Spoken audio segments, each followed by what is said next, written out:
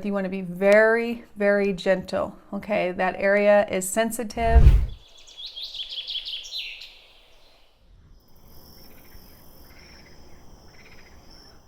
Enemas, what not to do. Okay, so the first thing that you don't want to be doing is using, like me for years, some cheap enema bag made from China. This is something that I got from Walgreens years ago. And while it can be used in a pinch or say temporarily while you're traveling, it has traveled with me to a lot of places, but truth be told, it's low quality. But equally important is that it will make doing an enema so frustrating because it's cheaply made, it leaks. Really, I recommend using something like from Pure Life, a stainless steel bucket or glass. You can actually get these sometimes at a discount through my shop page. But that is the type of bucket, glass, stainless steel, or if you must use a cheaper one, they have USA grade silicone, higher grade silicone from Pure Life Enema. They have kits there with the type of coffee you need, so that's really where you want to be heading if you've never done these before. Another thing you don't want to be doing is being forceful with yourself. So this is kind of a little bit intimidating whenever you're just first starting out doing enemas, but you want to be really nice and relaxed. You don't want to force the enema tip into your rectum and just jam it in there and get it over with. You want to be very, very gentle, okay? That area is sensitive, using lots of lubrication, lots of coconut oil of your or lubricant of choice.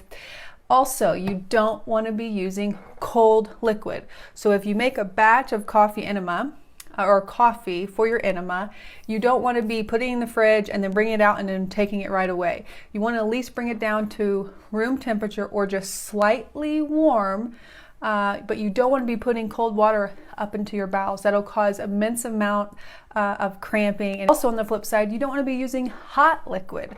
It should be lukewarm, like I said, or body temperature, or room temperature. Sometimes that can even be a little bit too cool for some people and instigate cramping. So it's really like a Goldilocks situation, and you have to do some trial and error to figure out what works for you. Using a thermometer is really great to do that, to make sure you're not going to burn yourself and to make sure it's not too cool. So something that I found over the years is trying to multitask when you're doing a coffee enema. That's usually a big no-no. And I have my clients tell me the same thing. They think, oh, I'm going to listen to this amazing educational podcast, or I'm going to, learn something or read my book. Oh my goodness. Usually that'll create this frustration because you're sitting here trying to breathe, trying to relax, and then you're also trying to use your mental faculties as well. That can typically create even more upset in terms of what's going on in your bowels, and you'll end up running to the bathroom much sooner. So do something really relaxing. Relaxing music is nice, or nothing at all, just sitting there breathing. I find that typically works best. Something else you should not be doing, not breathing. So if you're not breathing, usually even before, I will often tell my clients to do like Wim Hof breath right before they do their enema, because when they do that, they'll hold the enema longer. So doing a Wim Hof type breath or a Enemas type breath right before, and then even during, once cramping starts. There are times that I sound like I'm a crazy person because of how hard I'm breathing through some cramping, but the goal is to hold it, to really hold it, almost like an exercise, okay, for your gut. Another thing on that, in that vein, is not holding long enough. That's another no-no, because doing coffee enemas is not just about detoxification or drainage. It is that, but it's also about holding and really instigating that vagal nerve and the parasympathetic response and restoring gut-brain axis function that a lot of people have had degraded over years. Okay, so holding is healing. Another huge no-no is to do it when you're already dehydrated. If you already know you're really dehydrated, or you've been doing lots of activity, you've been sweating like crazy, or you just haven't been staying hydrated and you're having headaches, doing an enema at that time is probably going to make you even more dehydrated. So you want to really replenish before you do an enema.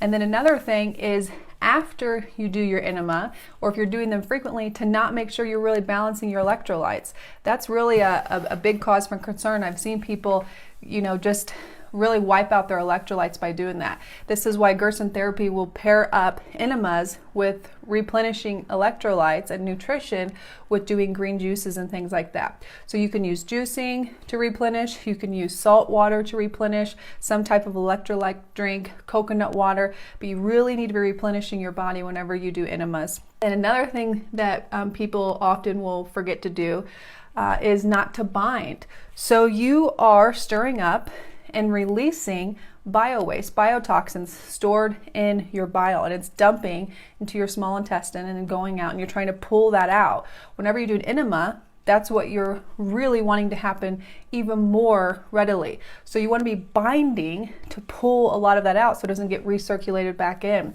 So using binders, zeolite clay, bentonite clay, cell core biotoxin binder, you want to be doing binding right before you do your enema.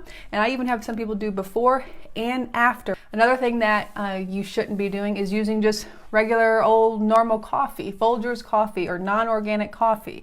Big problem. You know, we're putting this stuff up in us. We want it to be pure coffee. Pure Life coffee is a great one. Cafe Mam's a great one. There's several others, but you want it to be organic. You don't want it to be dark roast. You really want it to be medium. Is typically where most people can tolerate. You can also do light roast too, but medium roast is where a lot of people really should start. Organic, medium roast. And hopefully you've had a bowel movement before you did the enema. And if you haven't, and you haven't emptied your bowels, it's probably best to go ahead and do a quick, 1 or 2 cup regular water enema or saline enema. You should not use tap water. My goodness, all the things that are in tap water, chlorine, fluoride, heavy metals, pharmaceuticals, you do not want to be using tap water. That's a big no-no. Sometimes I'm shocked at how many people that I've talked to who don't know better and they're using tap water. So you want to be using distilled water, or you want to be using like a reverse osmosis type water, Berkey water, AquaTrue water, Pure water, some kind of really high level water filter. Also, even better than using filtered water like that is using spring water. So sometimes people, my clients who don't have a filter yet, and they don't have, say they live out more into the country, but they have access to spring water, like real spring water. Or at the store, Mountain Valley spring water is a really good one. I've had people just use Mountain Valley, the glass bottles of pure spring water for their enemas. So who should not be doing enemas? So contraindications. So we're talking about people who have a perforated bowel. We're talking about people who have rectal fissures or severe case of hemorrhoids, or people who have UC, ulcerative colitis, or Crohn's.